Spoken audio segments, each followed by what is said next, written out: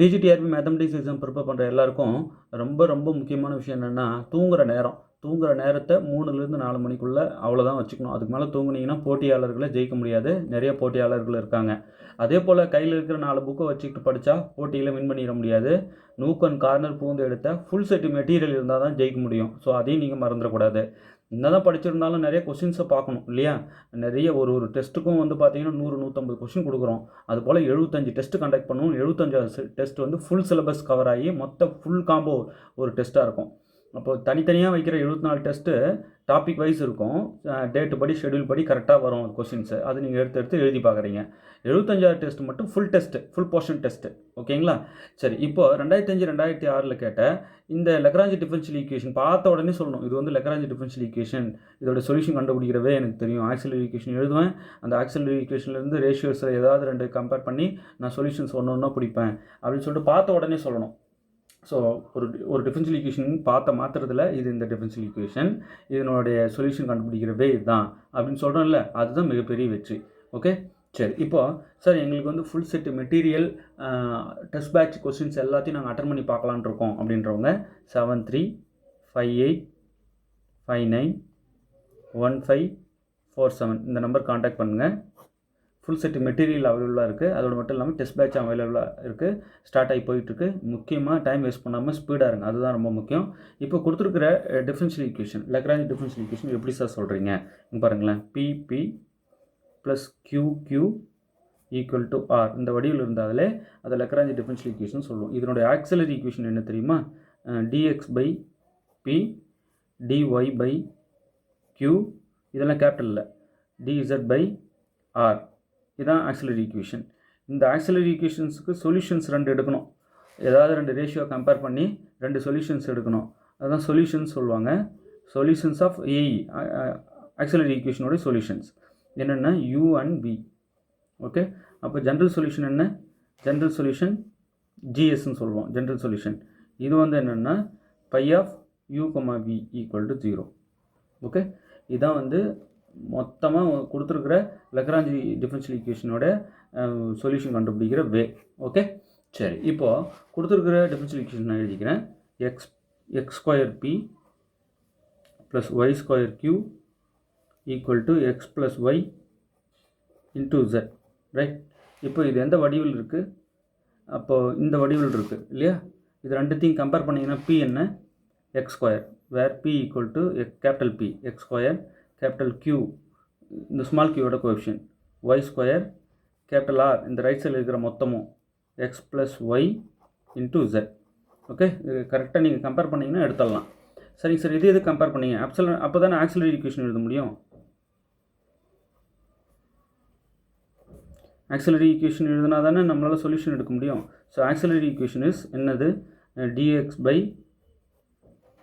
p dy by q dz by r. Right. இதில் கொண்டு வந்து அப்படியே சப்ஸ்டியூட் பண்ணிடுங்க. dx by X square dy by Y square dz by r மதிப்பு இதோ இருக்கு பாருங்கள், X plus Y into jet.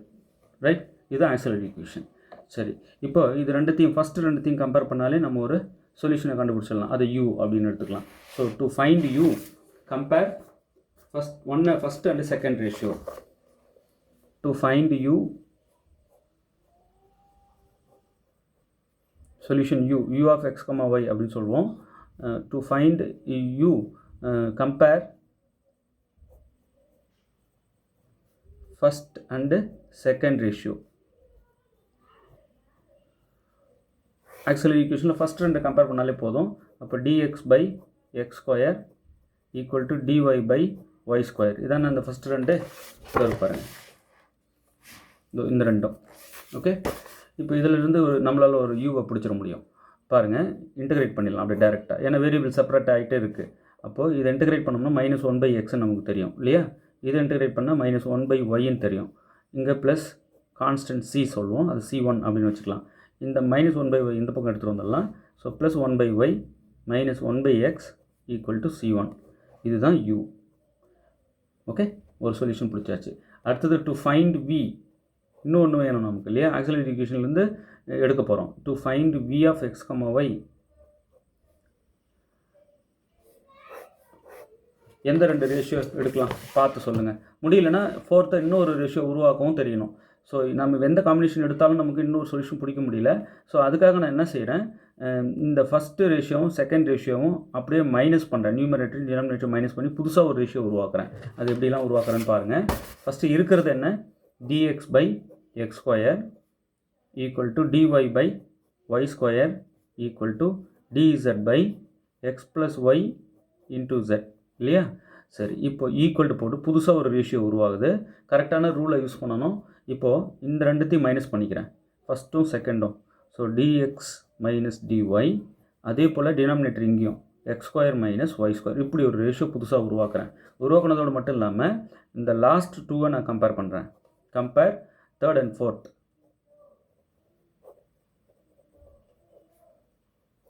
Third and fourth ratio, இது எல்லாமே ரேஷியோஸ் தான் இல்லையா? சரி, இப்போ கம்பேர் பண்ணோம்னா இது ரெண்டையும் எடுத்து dz/x + y into z equal to dx - dy divided by x² - y². Right, அவ்வளோதான். இப்போ இந்த dz/z x + y into z அப்படியே இருக்கட்டும். Equal to dx - dy dx - y நம்ம எழுதிக்கலாம் இல்லையா? டிவைடட் பை இங்கே வந்து x² - y² x + y into x - yன்னு எழுதிக்கலாம் இல்லையா? இங்கே x² - y² is x + y into x - y. ஒரு x + y கட் பண்ணிக்கலாம். அப்போ dz/z equal to dx - y by x - y இப்படி இருக்குது இல்லையா? இது எப்படி இருக்குது பார்க்க, dx/x மாதிரி இருக்கா? இன்டகிரேட் பண்ண log x சொல்லுவோம் இல்லையா? இப்போ இங்கே வந்து dx - y by x - y நம்ம இன்டகிரேட் பண்ணோம்னா log x - y வரும். இங்கே dz/z இன்டகிரேட் பண்ணால் log z ஈக்குவல் டு இங்கே log x - y plus constant ஒன்று நம்ம ஆட் பண்ணிப்போம். இப்போது log இந்த பக்கம் எடுத்துகிட்டு வந்துடலாம் மைனஸ், ஏன்னா வேரியபிள்லாம் ஒரு பக்கமாக. அப்போ log z minus log x - y equal to c. Right, இப்போ log a minus log b log a/bன்னு எழுதிக்கலாம். அப்போ log z divided by x - y இப்படி எழுதிக்கலாம் ஈக்குவல் டு c. இப்போ எக்ஸ்போனென்ஷியல் ஃபங்க்ஷனால் ரெண்டு பக்கமும் கம்போசிட் பண்ணோம்னா log கட் ஆகிடும். அப்போ z divided by x - y equal to இங்கே e/c is also a c. இப்போ நம்ம இந்த எக்ஸும் ஒய்யும் நியூமரேட்டருக்கு வரணும் அப்படின்னா நம்ம இதை ரெசிப்ரோக்கல் பண்ணிக்கலாம். இங்கே 1/c ஆகும். 1/c is also a c. அப்போ என்ன ஆகும்னா ஃபைனலாக நமக்கு கிடைக்கிறது, ரெசிப்ரோக்கல் பண்ணுறேன் ஏன்னா எக்ஸும் ஒய் டேர்ம் மேலே வரணும்னா தேவைப்பட்டா. அப்போ x - y by z equal to 1/c ஆகிடும். ஏன்னா ரெண்டு பக்கமும் ரெசிப்ரோக்கல் எடுக்கிறேன். அப்போது x - y by z equal to 1/cயும் c தான், அது c2 அப்படின்னு வச்சுக்கலாம். ஸோ இதுதான்ப்பா v. ஓகே, நமக்கு u v ரெண்டுமே தெரிஞ்சிடுச்சு. அப்போ ஜென்ரல் சொல்யூஷன் GS is phi of u என்ன இப்போ தான் நம்ம கண்டுபிடிச்சோம். பாருங்கள் 1/y - 1/x.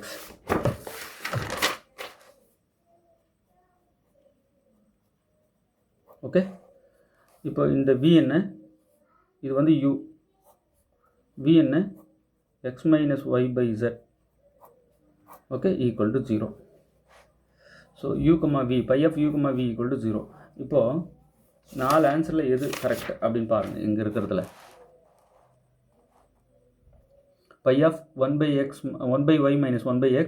x - y by z, option B correct suit ஆகுது. ஓகே, ஒன்றும் இல்லை, கொடுத்துருக்கிற டிஃபரன்ஷியல் ஈக்குவேஷனை லக்ராஞ்சி டிஃபரன்ஷியல் ஜென்ரல் ஃபார்மோட கம்பேர் பண்ணி PQR எடுக்கிறீங்க, ஆக்சிலரி ஈக்குவேஷன் எழுதுனா அப்படி வந்து நிற்கிது. ஃபஸ்ட்டு 2 கம்பேர் பண்ணி u எடுத்துடுறீங்க. ஃபஸ்ட்டு 2 ரேஷியோ கம்பேர் பண்ணி இன்டகிரேட் பண்ணி, கம்பேர் பண்ணுறதோடு மட்டும் இல்லை, அது வேரியபிள் செப்பரேட் பண்ணி ஏதாவது ஒன்று பண்ணி நம்ம இன்டகிரேட் பண்ணி ஆன்சர் பிடிச்சிடணும். இதுதான் u. அடுத்தது v ஃபைண்ட் அவுட் பண்ணுறதுக்கு வேறு 2 ரேஷியோ எடுக்கணும். அதே ரேஷியோ எடுக்கக்கூடாது இல்லையா? அப்போ வேறு 2 எடுக்கிறதுக்கு நான் எதோட எடுத்தாலும் கம்பேர் பண்ணி சொல்யூஷன் பிடிக்க முடியாத மாதிரி தான் இருக்குது. அதனால் புதுசாக நான் ஒன்று உருவாக்குறேன். என்ன பண்ணுறேன், இந்த ஃபஸ்ட்டும் செகண்டும் மைனஸ் பண்ணிக்கிறேன். நியூமரேட்டர் தனியாக டினாமினேட்டர் தனியாக, அதை ஒரு ரேஷியோவாக எடுக்கிறேன். அப்போ எடுத்தால் இந்த லாஸ்ட்டும் தேர்டும் கம்பேர் பண்ணும்போது நமக்கு டேர்ம்ஸ் இப்படிலாம் கட்டாக இன்டகிரேட் பண்ணுற மாதிரி வந்து நிற்கிது, வேரியபிள் செப்பரேட் ஆகிட்டு. அப்போது கம்பேர் பண்ணும்போது எப்படிலாம் டேர்ம்ஸ் கேன்சல் ஆகுதுன்னு பாருங்கள். பண்ணிவிட்டு மிச்சம் இப்படி இந்த மாதிரி வந்து நிற்குது, இப்படியும் வந்து நிற்குது, லாக் ரிமூவ் பண்ணால் இப்படியும் வந்து நிற்குது. இந்த மாதிரியும் சொல்யூஷனில் கொடுத்து விடுவாங்க.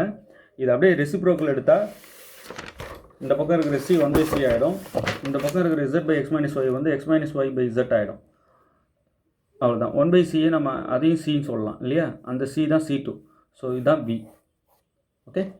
ஸோ இந்த by of 1/y minus 1/x, x minus y by z equal to 0.